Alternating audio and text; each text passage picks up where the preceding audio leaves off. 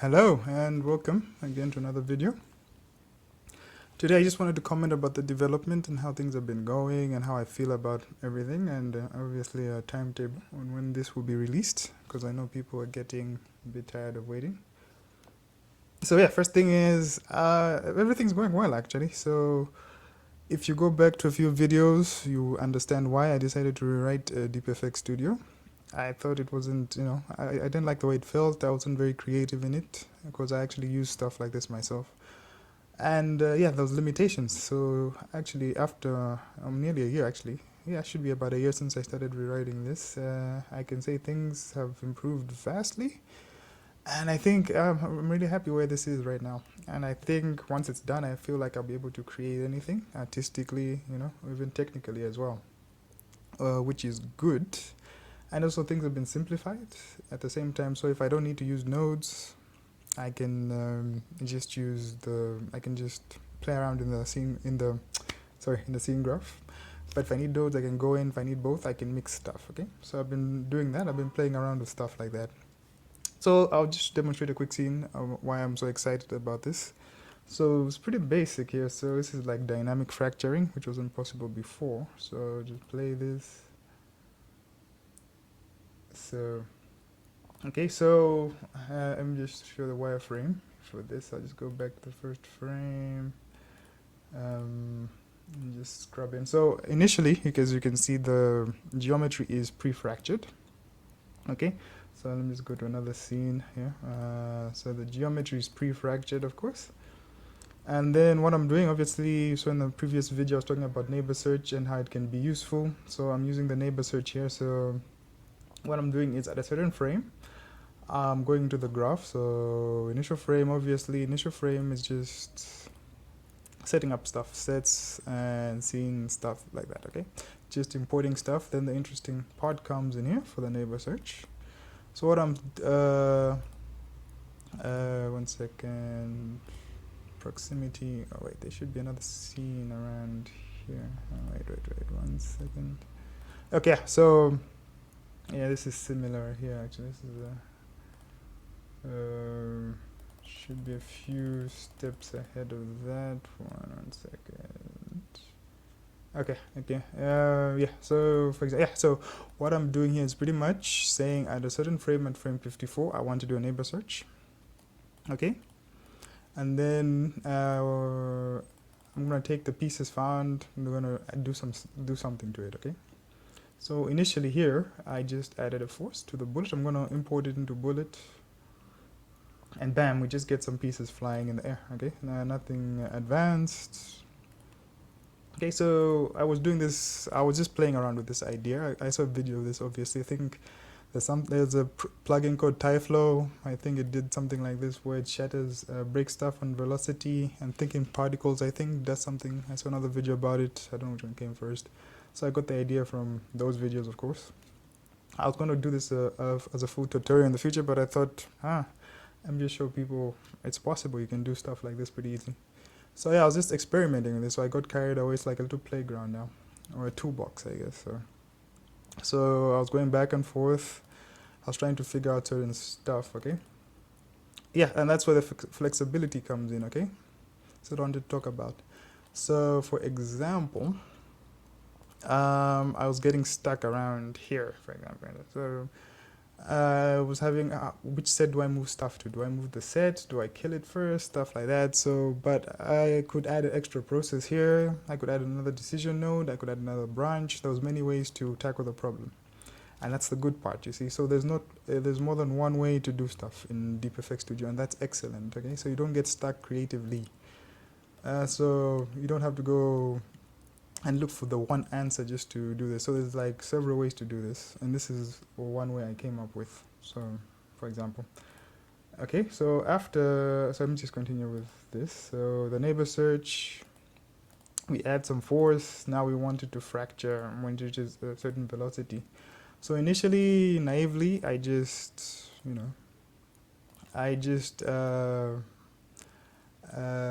got the pieces, moved them, and added a force and fractured them. Okay, try to fracture them, but the problem with that is acceleration, the maximum acceleration is on the first frame. So the one shadowing took me a moment to figure that out. So that didn't work. So I didn't.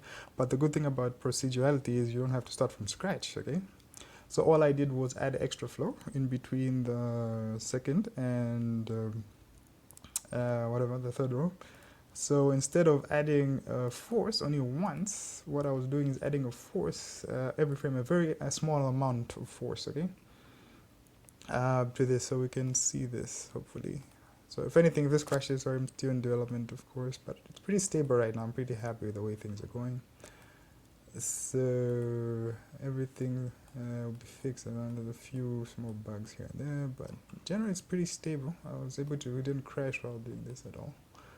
So let me just disconnect something here. I'll just disconnect fracture so you can see this properly. What's happening here? So I'll go back, I'll do that, and the pieces just go into the air, okay? But I'm moving them here, okay? Here, so I'm going to just hide that. Okay, so as you can see, slowly force is building up, going higher, higher, higher, and higher. And then what I'm doing is, once it reaches a certain threshold, which is just a speed of 3. So here you can see this, you can read attributes from these.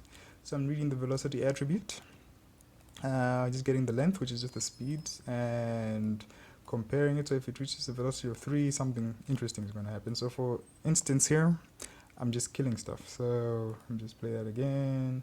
Those will go into another set, and then into a set called killed, okay? I could have done this another way. I could just create it. I could have moved them into the set, added another flow that checks the set on every frame and kills stuff in there. There's another way to do it. That's the flexibility I'm talking about. But this you could do it like this as well. Okay, so possibilities, endless possibilities. So then on the same frame, so it doesn't matter here, we can actually do this in parallel. It doesn't matter, suppose we've got the same ones. They can be killed. So we're going to get those same pieces. We've removed them from the bulletin. We're going to fracture them again. And import them into bullet, okay? So just play that. See that? So they're fracturing dynamically. Right there, okay? So I can actually demonstrate that this is dynamic. Let me just drop this to 10.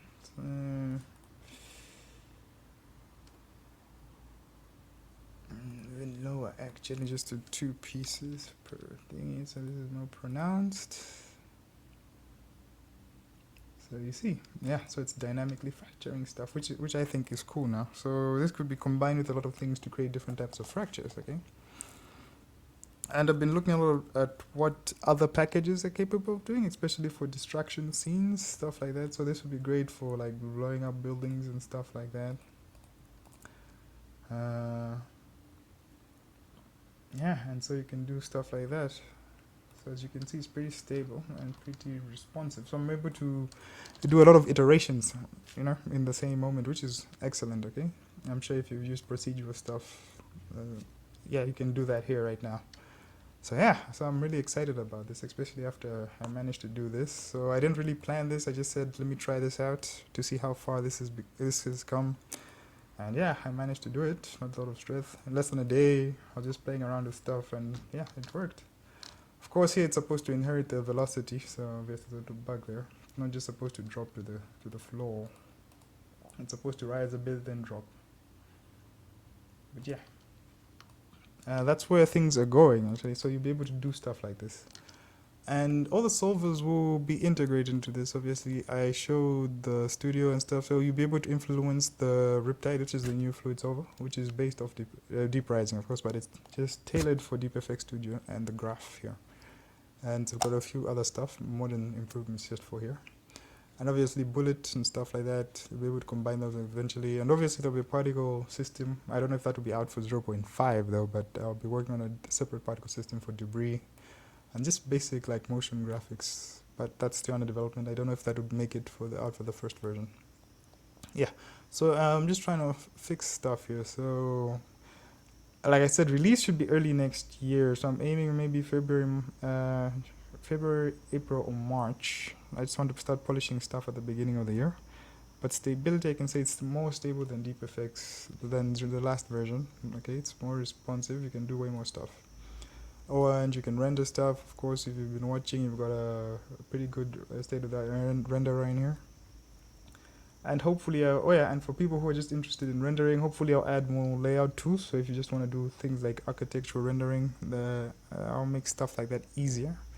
So to make things more general purpose as well. And for that, obviously, you won't really need nodes, but if you're interested in that part of the workflow. And then feature parity with 0.3, some things will be missing just because for the polish, if to get things to that level of satisfaction. So the grain solver will be postponed, will be coming back bigger and better. Of course, we'll be doing something else with that. Well, actually, the grain solver will be integrated into the particle system. So I think that makes sense. Since it's position based, I think all that will come together. So there'll be no distinction between grain and particle there. It's just there'll be a switch. VDBs might make it, might not, but I just want to integrate them properly into this new workflow. I don't want to copy directly from 0.5, but they're in here already. Technically, they're already in here for meshing. So it's using, the sampler is using OpenVDB. You can mesh your particles already, but for the more general purpose of node workflow, you know, getting the volumes and stuff, manipulating them, that will come a bit later on. Okay. What else? Yeah, so I need to work on a caching system, stuff like that. So yeah, so I could say this will be coming out. It's there. So the idea worked. It worked. Okay. So it's stable. The foundation is working. It's very dynamic, as you can see. And I think this can go a long way. I'm happy with it. So, and I'd like to hear comments from people, if suggestions and stuff. Otherwise, yeah, thanks for watching, and I'll see you in the next one, I guess.